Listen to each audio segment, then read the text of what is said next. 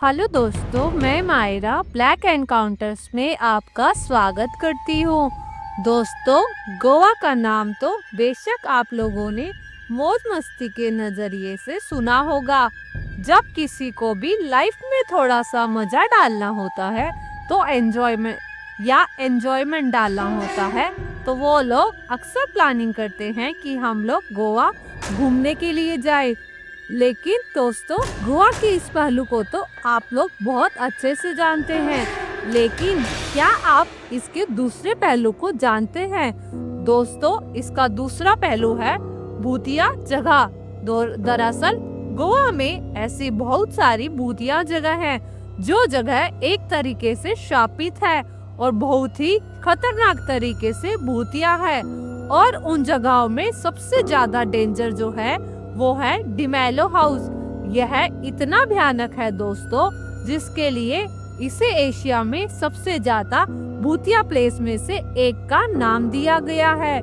यहाँ पर माना जाता है कि आज भी एक बहुत ही खतरनाक और खौफनाक आत्मा मंडराती है, और कोई भी अकेले डिमेलो हाउस के अंदर प्रवेश करने की अगर कोशिश करता है तो वो आत्मा उसको बर्बाद करके रख देती है।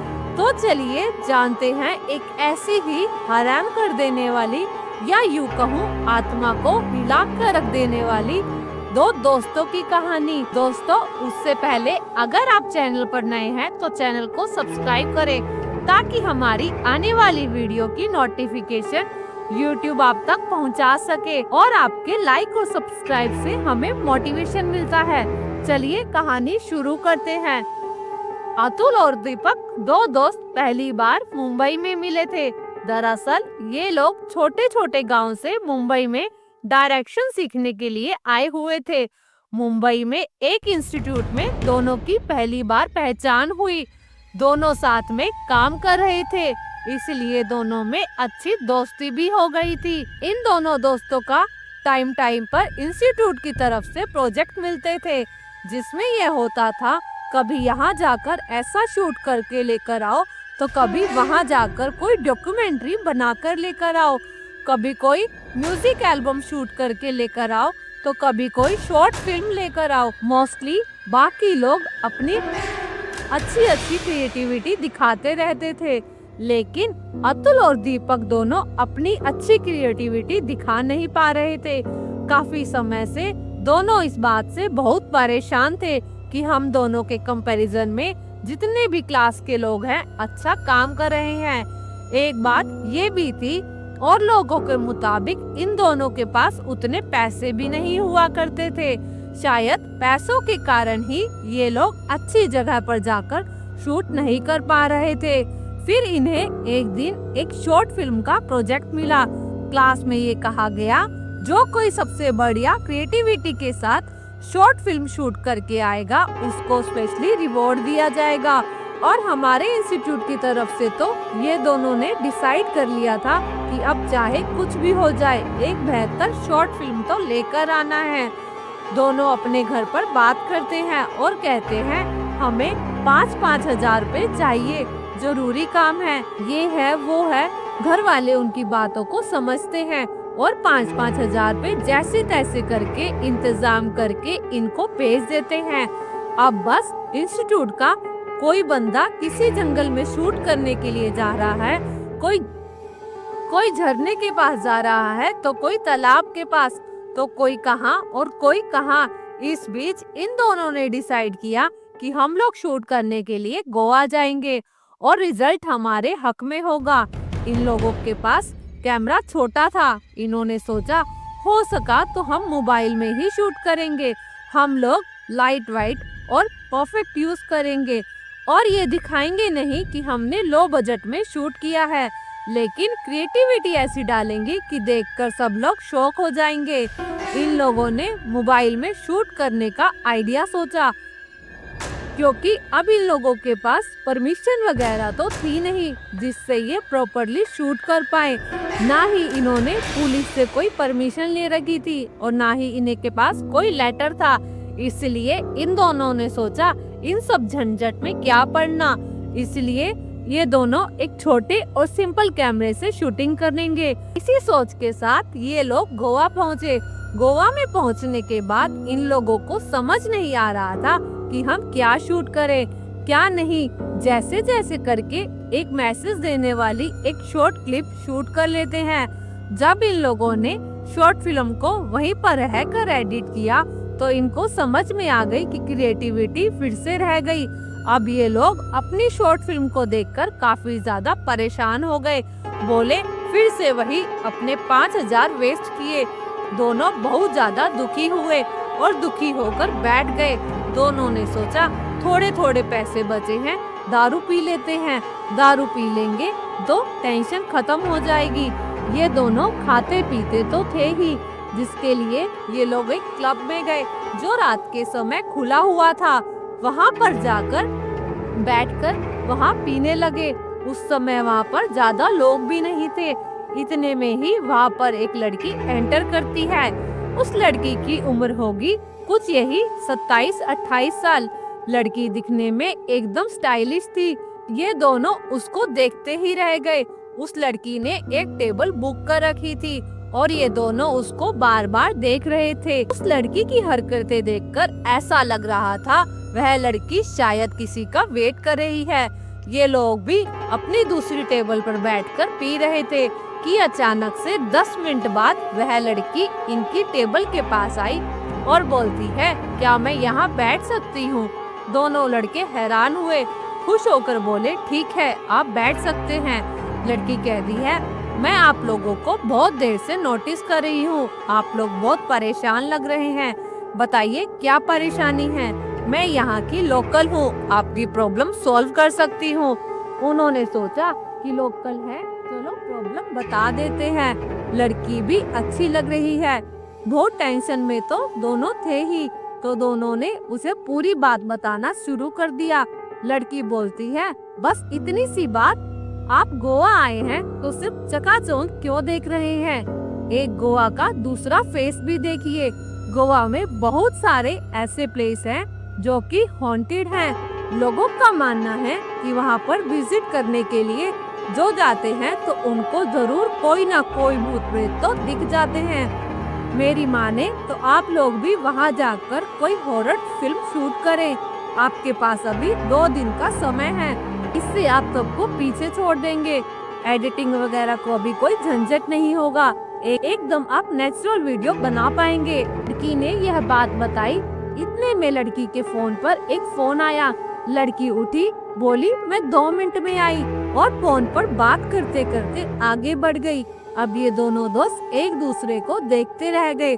बोले यह तो एक तरीके से हमारे लिए आशीर्वाद जैसा हुआ।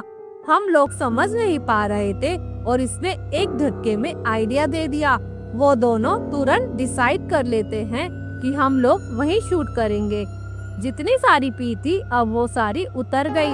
वो दोनों इंतजार करने लगे कि लड़की अब अंदर आएगी, अब अंदर आएगी, पर वो अंदर नहीं आई।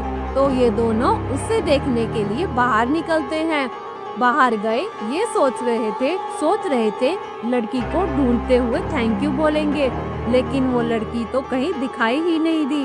खैर ये लोग वापस अपने होटल के रूम में पहुंच गए और कॉन्सेप्ट की तैयारी करने लगे। इन दोनों को खुद पर विश्वास नहीं हुआ।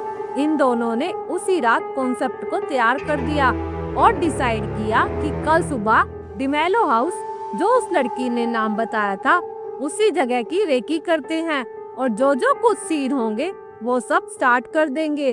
अब वो दोनों इंतजार करने लगे कि कब सुबह हो। सुबह हुई, इन लोगों ने रेंट पर स्कूटी ली और पहुंच गए डिमेलो हाउस। दिन में वो दोनों वहां पर घूमते रहे, आपस में बात करने लगे। यार ये जगह तो सचमुच कमाल की थी और उतनी ही ज्यादा खतरनाक भी, और अंदर से तो वो किसी भूतिया खंडर से कम नहीं थी। जगह जगह पर कुछ ऐसी चीजें लिखी थी जो किसी को भी हिला कर रख दे, जैसे कि यह जगह छोड़ दो नहीं तो मारे जाओगे। दीवार में क्रैक थे, टूटे फूटे फर्नीचर से, कहीं कहीं तो बहुत स्मेल भी आ रही थी। और यहाँ की जो वाइब थी वो भी बहुत ज्यादा भारी एनर्जी की थी और जो बहुत ज्यादा डिफरेंट थी। ये लोग खुश हो गए। बोले यहाँ के सीन तो शूट कर लेंगे, लेकिन रात में बोले कि बाहर के सीन अभी दिन में शूट कर लेते हैं और अंदर के सीन अंधेरा होने पर शूट कर लेंगे। इन लोगों ने बाहर के लिए फिर जंगल मंगल में कुछ शूट करके आए और इंतजार करने लगे कि कब रात हो। ये मौसम था बारिश का। तकरीबन 7:30 बजे ये लोग अपनी स्कूटी उठाकर पहुंच गए। 7:30 बजे वैसा अंधेरा नहीं हुआ था। ये लोग वहीं पर घूमते फिरते इंतजार करने लगे और पता ही नहीं चला कि कब रात के 9 बज गए। 9 बजे अच्छा खासा अंधेरा हुआ तो इन लोगों ने अपना शूट करना शुरू कर दिया। मोबाइल की फ्लैश लाइट, मोमबत्ती वगैरह की मदद से चोरी छुपे शूट कर रहे थे कि कहीं किसी को कुछ पता न चल जाए, नहीं तो गड़बड़ हो जाएगी। ये लोग छुप कर शूट कर रहे थे। दोनों ने काफी हद तक शूट पूरा कर लिया था। बस एक सीन बचा हुआ था। सोचा कि इस सीन को निपटाएंगे। बढ़िया। अब दोनों ने सेटअप किया। अब जब बिजली कड़केगी हम एक शॉट शूट करेंगे। ये खड़ा हो गया और एक बंदा जो था वो अपना सीन देने के लिए खड़ा हो गया और एक बंदा कैमरे के पीछे खड़ा हो गया। इंतजार करने लगे कि कब बिजली कड़केगी और कब ये लोग एक्शन करेंगे। अचानक बादल के गरजने की आवाज आई और जो कैमरे के पीछे था उसने एक्शन कर दिया। यहाँ पर रिकॉर्डिंग शुरू हो गई और वो अपना एक्ट करने लगा। अचानक से बिजली कड़की। सीन कमाल का हुआ। खुशी में जो कैमरे के पीछे खड़ा था जोर से चिल्लाया और बोला, देख भाई कितना बढ़िया वाला सीन आया है। जैसे ही उसने रिप्ले किया दोनों ने देखना स्टार्ट किया तो दोनों देखते देखते दंग रह गए। उनके पैरों के तले से जमीन निकल गई क्योंकि कैमरे में कुछ ऐसा रिकॉर्ड हो गया जिससे उनकी आत्मा को झंझोड़ कर रख दिया। जहाँ पर जो एक्ट वाला बंदा खड़ा था उसके जस्ट पीछे एक पिलर था। कुछ ऐसा रिकॉर्ड हो गया जिससे उनकी आत्मा को झंझोड़ कर रख दिया। जहाँ पर जो एक्ट वाला बंदा खड़ा था उसके जस्ट पीछे इन लोगों ने पोज को जूम किया तो उन्होंने देखा एक इंसान था जिसकी शक्ल पूरी तरह से काली थी, मानो कि वो परछाई हो। उसकी आंखें बहुत ही ज्यादा बड़ी और चमकदार थी और गुस्से में इनको देख रहा था। इनकी हालत तो टाइट हो गई। इतने में ही पीछे से जो एक्ट वाला बंदा था उसके कंधे पर एक हाथ रखता है। जैसे ही वो पीछे पलटा इतने में एक बड़ा सा ईंट का टुकड़ा उड़ते हुए उसकी तरफ आया। उसने अपने हाथ से अपने माथे पर ईंट लगने से बचा लिया, लेकिन प्रेशर की वजह से वो गिर गया। इतने में दूसरे वाले दोस्त के सिर पर ईंट लगी और वो मुंह के बल गिर गया, जिसकी वजह से उसके मुंह में से खून आने लगे और वो चक्कर खाकर नीचे गिर गया। अब दूसरे वाले बंदे ने उठा और उस बंदे को उठाने की कोशिश करने लगा। उसका ईंट लगने से उसके सिर से लगातार खून बह रहा था और वो उठ भी नहीं पा रहा था। वो एकदम बेहोशी की हालत में पहुंच चुका था। उसका शरीर बहुत ही ज्यादा हैवी हो गया था, चाह कर भी वो उसको खींच नहीं पा रहा था। उसने लगातार भगवान का नाम लेना शुरू किया और जैसे तैसे करके उसको उठाकर लेकर आया। बहुत तेज बारिश में स्कूटी स्टार्ट करके अपने होटल पहुंच गया। बारिश के कारण रिसेप्शन पे जो 2-3 लोग थे उनको देखकर काफी ज्यादा हैरान हो गए और एक दूसरे को बोलने लगे, जाओ फर्स्ट एड लेकर आओ, सब खून ठीक करो। जब सब कुछ शांत हो गया, उसकी पट्टी वट्टी हो गई, तो रिसेप्शन से एक बंदा पूछता है कि क्या हो गया, आप लोग कहाँ गए थे? इन लोगों ने बताया कि हम ऐसा ऐसा यहाँ गए थे। तब उस बंदे ने बताया कि डेमेलो हाउस में जाकर आपने बहुत बड़ी गलती कर दी है। रात में वहाँ जाने की कोई हिम्मत नहीं करता, लोकल्स भी नहीं करते जो उस जगह को काफी सालों से जानते हैं। दरअसल 2 भाई डेमेलो हाउस में रहा करते थे। प्रॉपर्टी के चक्कर में आए दिन उन दोनों की लड़ाई होती रहती थी। एक दिन लड़ाई इतनी खतरनाक हुई कि छोटे वाले भाई की मौत हो गई। बड़े भाई ने उसकी डेड बॉडी को घर के लॉन में ही दबा दिया। लेकिन फिर अचानक से आसपास उसके लोगों ने नोटिस किया कि बड़ा भाई वहाँ पर रहता था वैसे ही हरकतें करने लगा जैसे वो पागल है। शुरू में तो उसने आसपास के लोगों को यह बोल दिया कि छोटा वाला भाई अपना हिस्सा लेकर दूर शहर में चला गया है, लेकिन जब वह पागलों जैसी हरकतें करने लगा तो ये कहता था कि वो मर गया और मेरी जान लेने की कोशिश कर रहा है। आसपास के लोगों को लगा था कि ये पागल हो गया है, लेकिन एक दिन उसकी रहस्यमयी तरीके से मौत हो गई। उस दिन के बाद से डिमेलो हाउस के सामने से आसपास से कोई भी रात के वक्त गुजरता है तो उसे चीखने और चिल्लाने की अजीबोगरीबे आवाजें सुनाई देती हैं। हम तो हैरान हैं कि आप लोगों को वो कैसे नहीं सुनाई दी। आपकी किस्मत बहुत अच्छी है कि आपकी जान बच गई, वरना बहुत सारे लोग ऐसे हैं जो डिमेलो हाउस के अंदर विजिट करने जाते हैं और वापस कभी लौट कर नहीं आते। जब इन लोगों को पूरा सच पता चला तो इनके सर से डिमेलो हाउस का भूत उतर गया। दोनों ने डिसाइड किया कि सामान पैक करते हैं और मुंबई पहुंचते हैं। अब फिल्म के लिए टाइम भी कम बचा है।